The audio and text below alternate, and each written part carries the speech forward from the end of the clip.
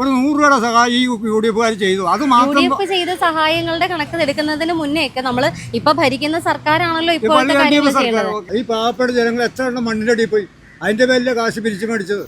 ഒരു വീട് വെച്ചു കൊടുക്കാൻ അവരെ കൊണ്ട് സാധിക്കുമോ? ചൂരൽമലയിൽ 600 കോടി രൂപ ബാലൻസ് കിടക്കുക. അതെവിടെ പോയി? പണിയാൻ കിടക്കും 478 വീടിലെ പണിയാൻ കിടക്കണം. 478 വീട് പണിയാൻ 600 കോടി രൂപ വേണോ? അത് ഇനി അതിന് ബാക്കിയുള്ള എക്സ്പെൻസ് ചിലവ് ബോർഡ് കളിക്കുളം ഇതൊക്കെ. അങ്ങനെ കണക്ക് പറയുമ്പോഴത്തേനും നമ്മൾ അഭിമന്യുവിന് ഒരു വീട് വെച്ച് കൊടുത്തായിരുന്നു. അതിനും കോടികളായിരുന്നു പിരിച്ചത്. അഭിമന്യുവിന് വെച്ച വീട് ചേട്ടൻ കണ്ടിട്ടുണ്ടോ? ആ വീട് ചേട്ടൻ കണ്ടിട്ടുണ്ടോ? അന്ന് ആദ്യത്തെ ബസ്സിലോട്ട് ഞാൻ ചെയ്യാം UDF. ഉറപ്പ് ഉറപ്പ്. കൈ പണി കൊടുത്തു.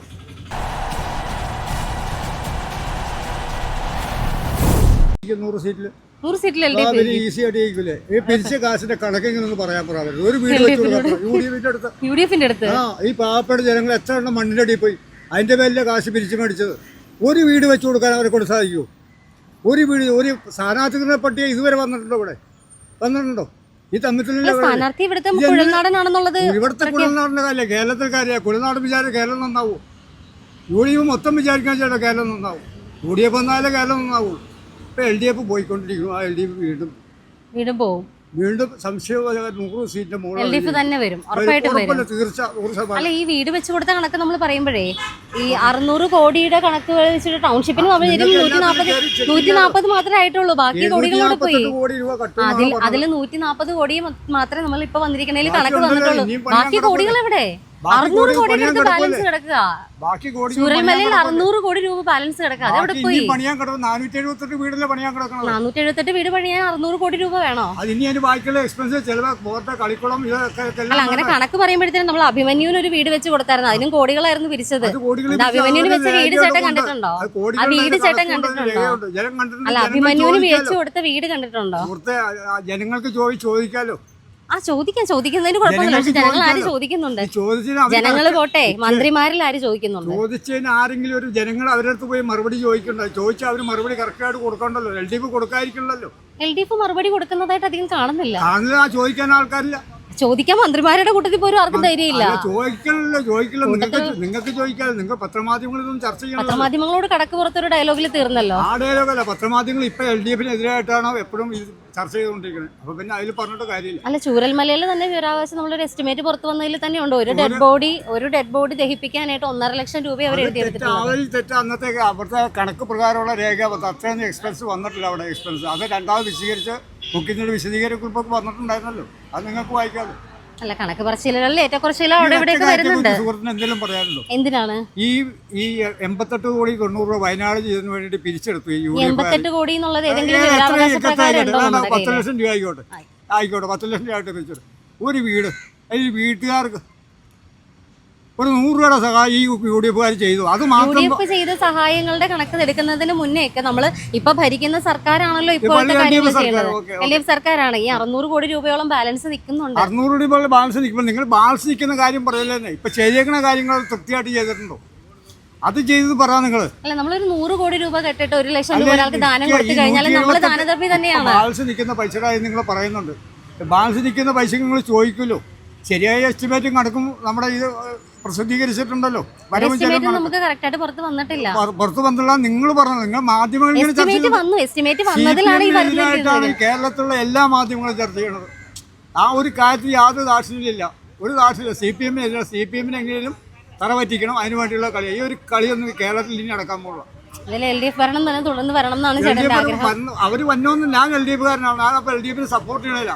LDF ചെയ്ത് നല്ല പ്രവൃത്തി വെച്ച് LDF തന്നെ ഭരണത്തിൽ അധികാരത്തിൽ വരും. നല്ലത് വരട്ടെ. അത് തന്നെ നമ്മൾ പറയാനുള്ളത്. UDF കോൺഗ്രസ്സുകാരോട് ഈ ഒറ്റ വാക്കാ പറയാനുള്ളത്. ആ പിരിച്ച പണത്തെ ഒരു വീട് ആർക്കെങ്കിലും ഒരാൾക്ക് പണത്ത് കൊടുക്കാൻ പറ. ഒരു സ്ഥാനാർത്ഥിത്വം ഇത്ര നാളായില്ല. 64 കൊല്ലം ഇന്ത്യ ഭരിച്ച കോൺഗ്രസ്സാണ്. ശരിയാണോ? അതെ. ഏത് സംസ്ഥാനം നേരെ ഭരിക്കണുണ്ടോ? ഭരിക്കണല്ലോ.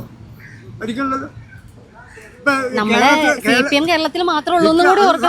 ഓർത്തുകൊണ്ട് തന്നെ പറഞ്ഞു. കേരളത്തിൽ ഇപ്പൊ 500 വണ്ടിയാ ഉത്തർപ്രദേശിൽ നിന്ന് വരുന്നത്. പ്രതിപക്ഷ സ്ഥാനത്തെങ്കിലും ഉണ്ട് കോൺഗ്രസ്. ഇലക്ഷൻ പ്രചരണത്തിന് 500 വണ്ടിയാണ് കേരളത്തിലേക്ക് BJP-യുടെ.